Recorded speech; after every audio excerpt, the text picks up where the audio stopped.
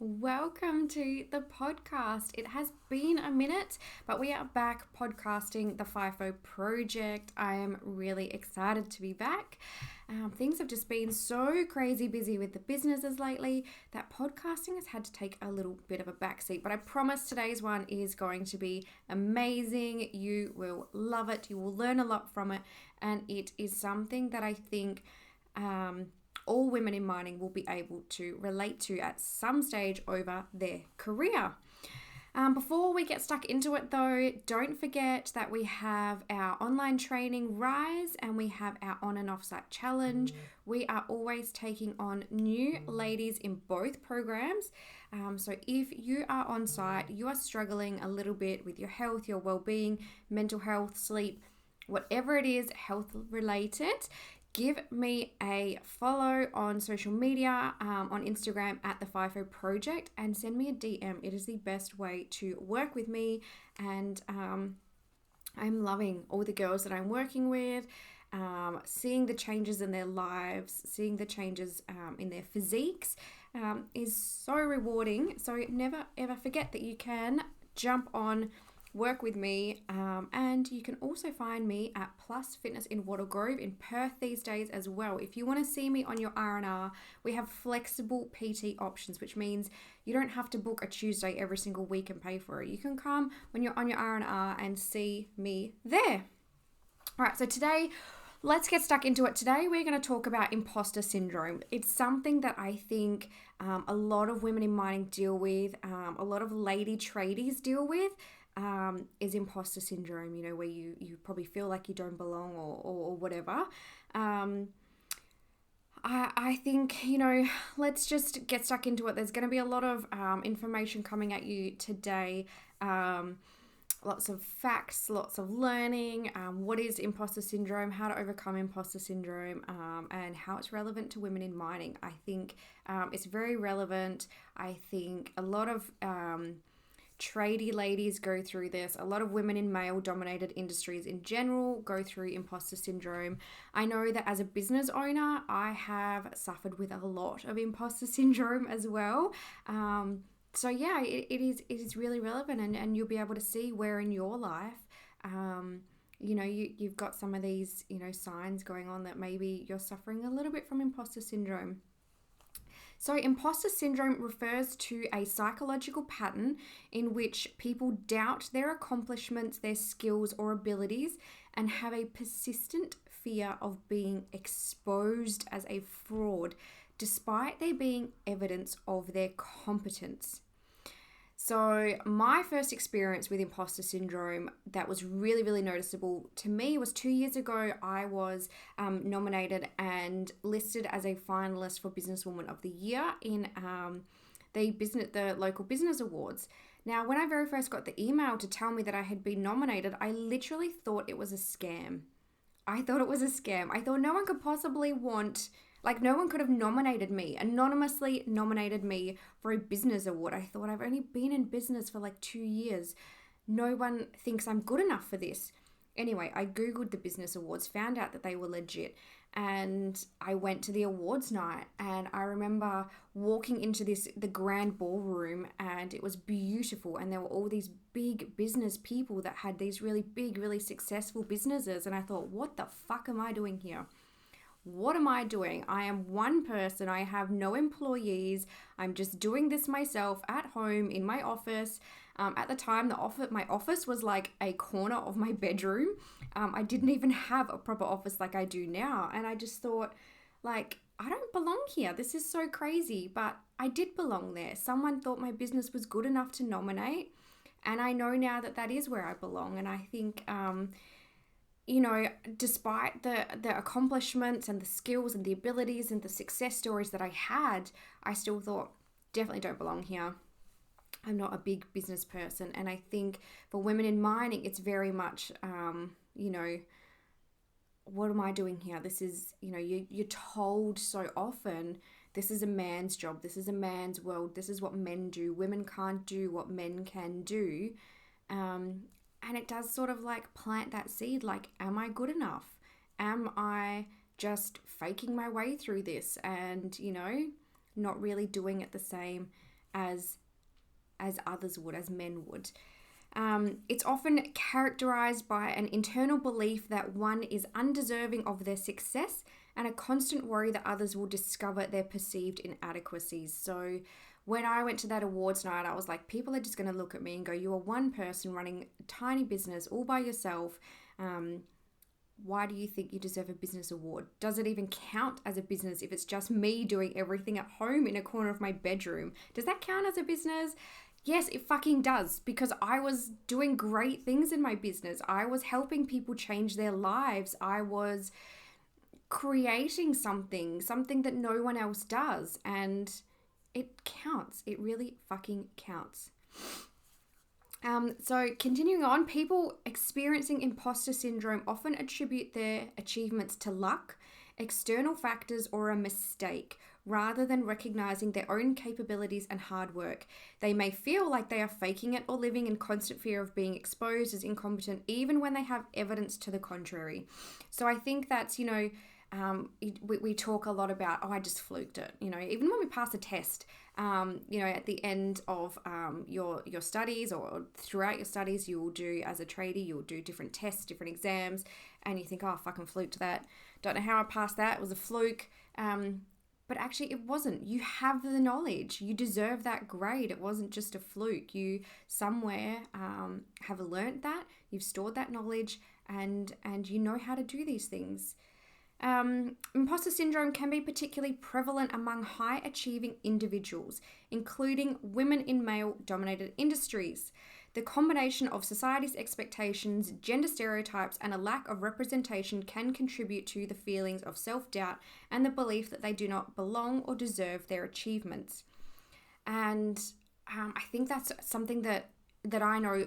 I've worked with over 100 women that I personally have coached in the industry, and then I have also met a lot of other people that are in the industry over the last couple of years of running the FIFO project. And that is something that almost every single woman that I have spoken to has said that they have felt over some period of time. It might not be the whole time they're in mining. It might just be a season, but it's definitely something that everyone has felt at one time or another.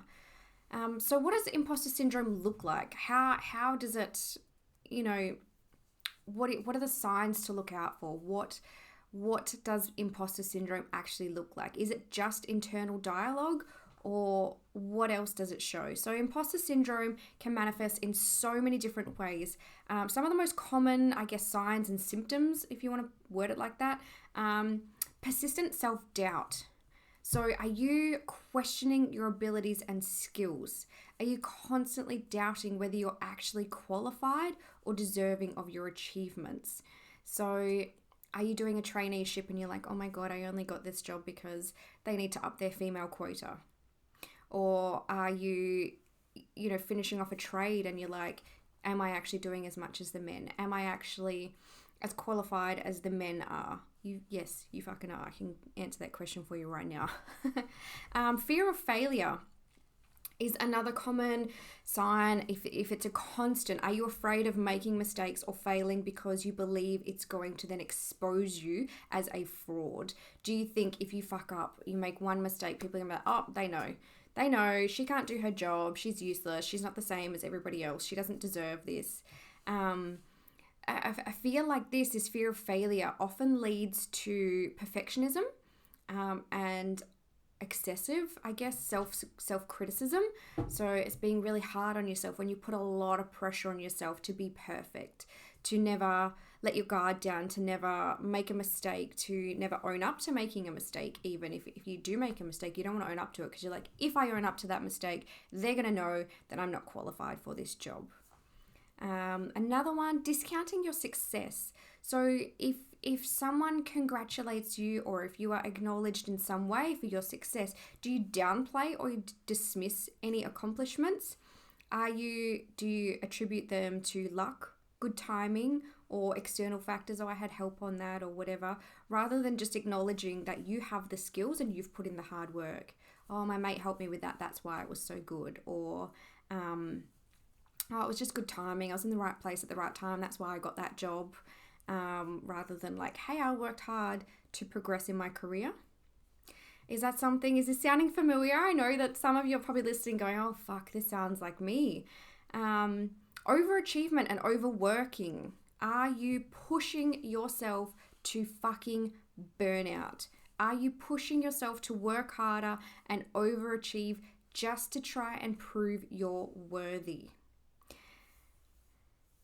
I feel like I know you guys are like, oh man, this is happening a lot, because it's something that I hear every day. I have to work harder than the men so that they can see that I am worthy of this job. I know that there's a lot of you that are feeling this way. This can be driven by the fear of being seen as inadequate. So overachievement and overwork. And you know what? It's just going to lead you to burnout. It really is. If you are overworking or you're overachieving, you're giving 200% while everyone else is giving 70%. You know what? All you got to do is give 100% and you're already miles ahead of everybody else. You just end up burning yourself out. Comparison and self-devaluation. Do you constantly compare yourself to others? Do you feel inferior? Believe that someone else is more competent and deserving than you are? Are you constantly comparing yourself to other people on site? A tradie that's been in the industry for 20 years and you're in your third year and you're like, I should be able to do it like them. No, you shouldn't. Even if they're in their third year and you're in your third year, we all learn at different paces, and we're supposed to. Everyone's supposed to learn differently, and what you learn in your job might be different to how they learn in their job. You might be more practical, they might be more book smart. However it is, comparing yourself to others, comparison is the thief of joy. That's a saying that I tell myself all the time when I start to compare myself to other people. Comparison is a thief of joy. It will take your joy. There is nothing to be gained by comparing yourself to others. Fear of being found out. Are you constantly worried? I know we've talked about this, that others will discover you're not capable. This leads to anxiety and stress. You're constantly feeling anxious. You're constantly stressed out. You're like, they're going to find out that I'm a fraud, that I'm faking it, that I'm not as good as the other people, that, I only got this job because I'm a woman. That's something that I hear, with companies having female quotas. Companies also have Indigenous quotas. They also have, like overseas workers quotas. They have all sorts of different quotas that they need to fulfill, or that they are supposed to fulfill. Don't ever feel like you only got the job just because you're a woman. They're not going to take a shit worker just because you're a woman. You've got something on your resume. You've got something that you showed them at your interview process that they want. So don't sit there and say, hey, I only got this because I'm a woman. They're going to find out that I'm no good. They're going to find out that I shouldn't be here, because it's bullshit. It's a bullshit story you're telling yourself. Difficulty accepting praise. Are you brushing off compliments? Are you brushing off any praise? People providing like really positive feedback and you just feel really unworthy of it. That could even just look like someone says, hey, you did a really good job diagnosing that machine today. And you're like, oh, yeah, whatever. Like, it's part of my job. I say, hey, thanks. It was a hard job, or it was a hard, whatever. Just say thanks. If it's too hard for you to like really, really accept a compliment, and go, yeah, that was fucking hard, but hey, I did it by myself or whatever, just say thanks. And see how your life changes just by saying thanks to a compliment. Someone compliments your shoes. Hey, nice shoes. Oh, thanks. Not like, oh my God, they were so cheap. I just bought them for $5. So, whatever. Accept the compliment. Accept it. It's hard, but it's something that we all need to learn to do. Perfectionism. Do you set unrealistically high standards for yourself, feeling that anything less than perfection is an utter failure? Does that sound familiar? I know that would sound familiar to a lot of people. Perfectionism is dangerous. Nobody is perfect and nobody is supposed to be perfect. We learn from our mistakes, and I know that is one of the oldest cliches. Is that the word for it? Whatever. It's the oldest saying ever. We learn from our mistakes. You hear it since you're a baby. We learn from our mistakes, but you actually do.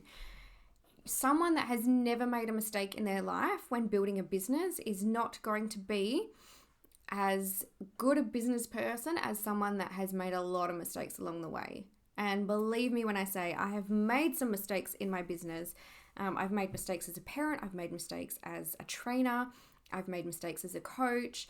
I have made mistakes as a wife, as a girlfriend. I've made mistakes in every area of I make mistakes cooking. Fuck, my smoke alarm cheers me on quite often when I'm cooking.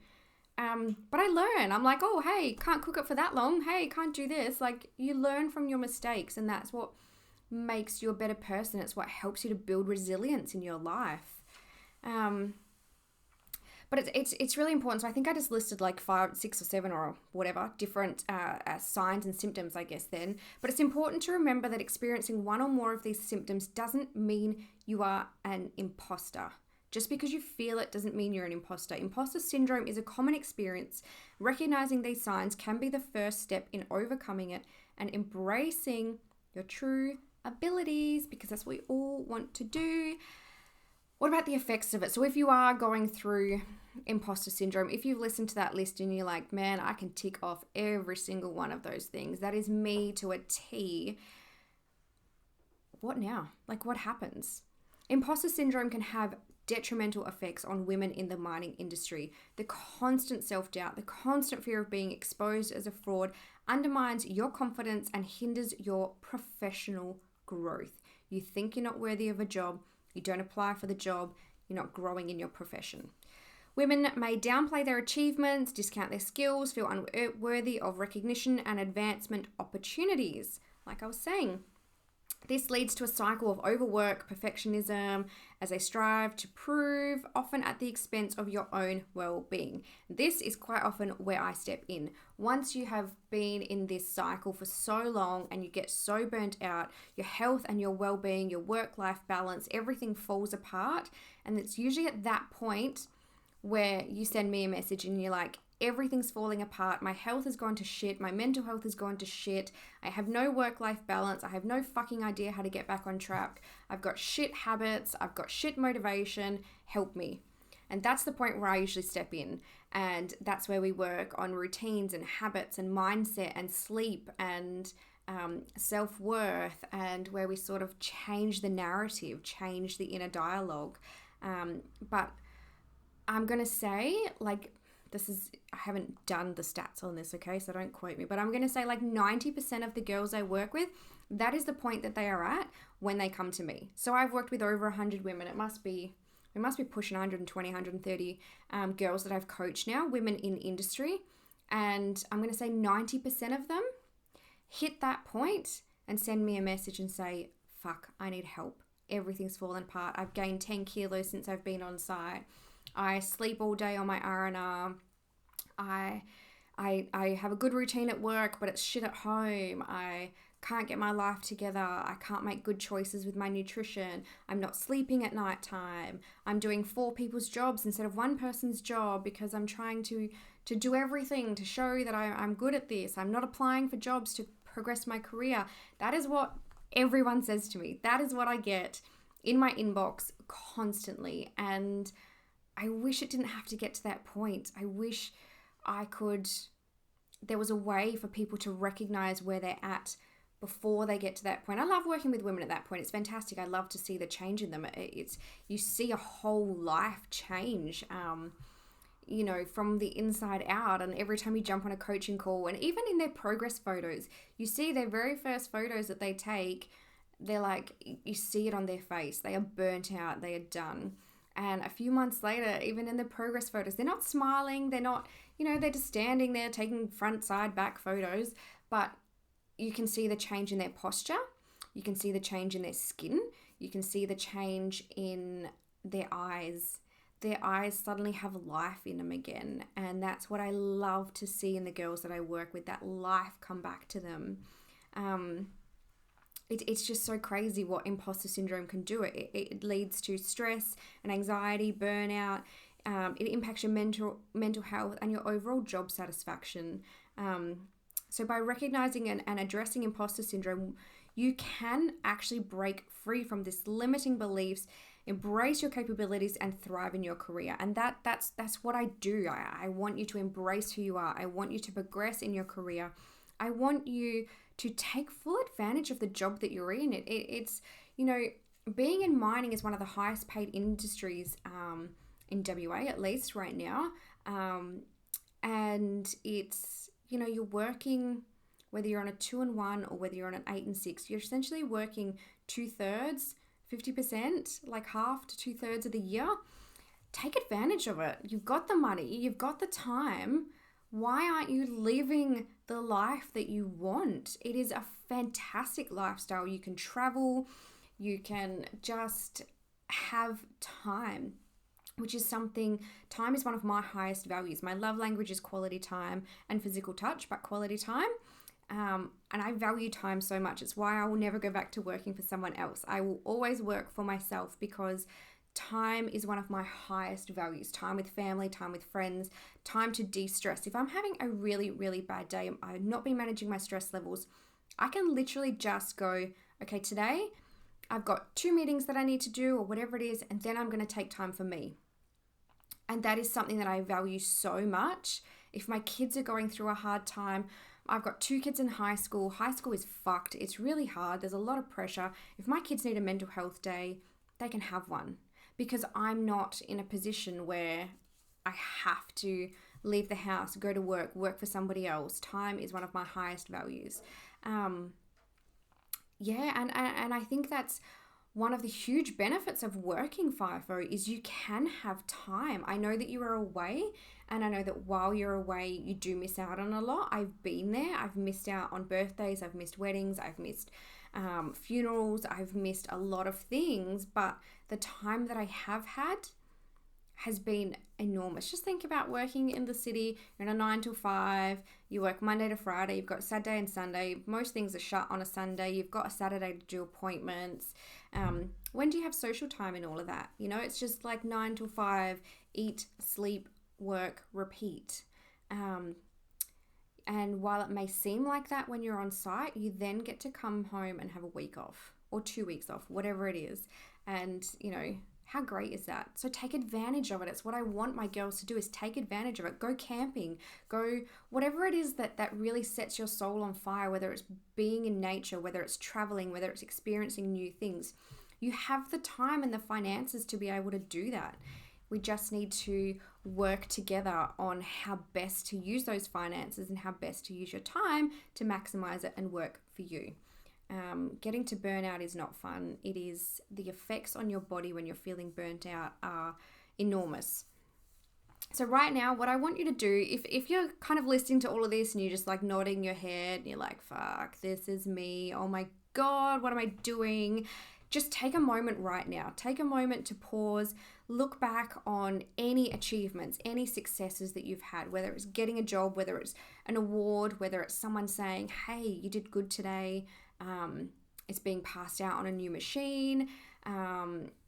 Whatever it is, take a moment to look back on all of those and then ask yourself, are you attributing these successes and achievements to external factors like, oh, I just got lucky that day, it was good timing, or are you acknowledging your own capabilities and efforts? So have a think back. Notice that if you frequently doubt your abilities or feel like a fraud despite evidence of your competence, so just take a minute, like, are you suffering with imposter syndrome? Are you telling yourself there's external factors? Pay attention to any recurring thoughts or beliefs that undermine your self-confidence and contribute to your feelings of inadequacy. It can be really helpful to journal or talk to someone about these experiences to gain further insight. So if you're listening to this now and you're thinking, oh yeah, like that was a really cool, successful moment I had, I'm proud of that. But then you've got that underlying voice that's like, yeah, but didn't someone help you on that job? Pull out a journal. You all know that I'm a massive fan of journaling. I think it is one of the best things we can do for our mental health. Or just have a chat to someone and be like, hey, I'm not okay. Like I am suffering a bit with this imposter syndrome, and I'm all of my achievements, all of my successes, I'm telling myself that they are for other reasons. Remember, self-reflection is a powerful tool to bring awareness to imposter syndrome patterns and begin challenging them. Let's talk about practical strategies to overcome imposter syndrome. First of all, acknowledge your achievements and give yourself credit for your hard work and your accomplishments. Celebrate every single success and remind yourself of your capabilities. I am a tradie. I have done a traineeship. I am qualified to do this job, whatever it is. Practice self-compassion and challenge your self-doubt by replacing negative thoughts with positive affirmations.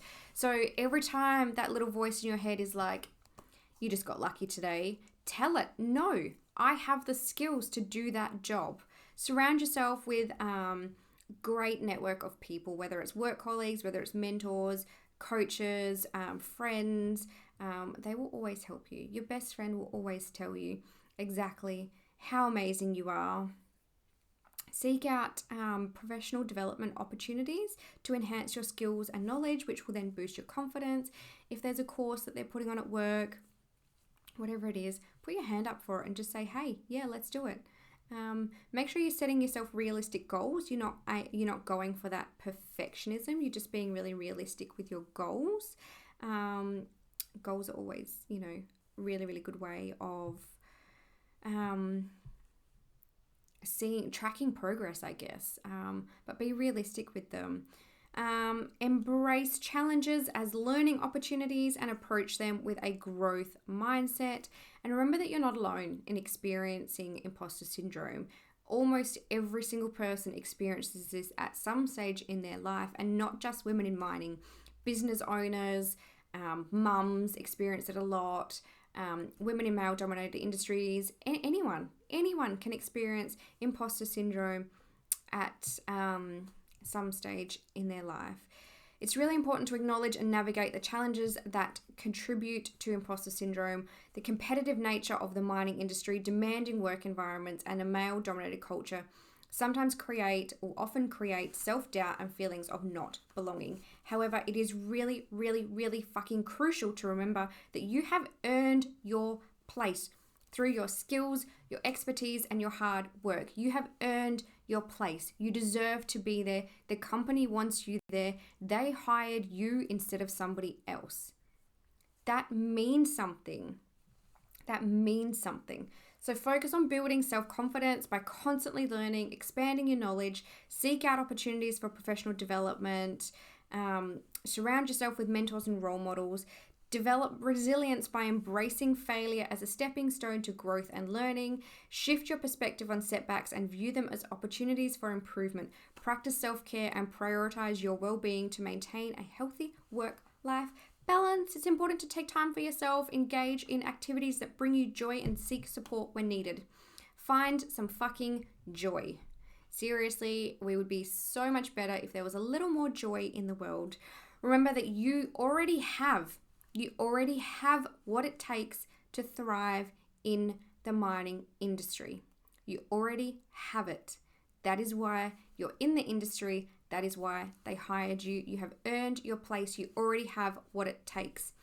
Embrace your strengths, challenge imposter syndrome when it arises, and keep pushing yourself to reach new heights. It is so important to keep challenging yourself, but acknowledge how far you've already come.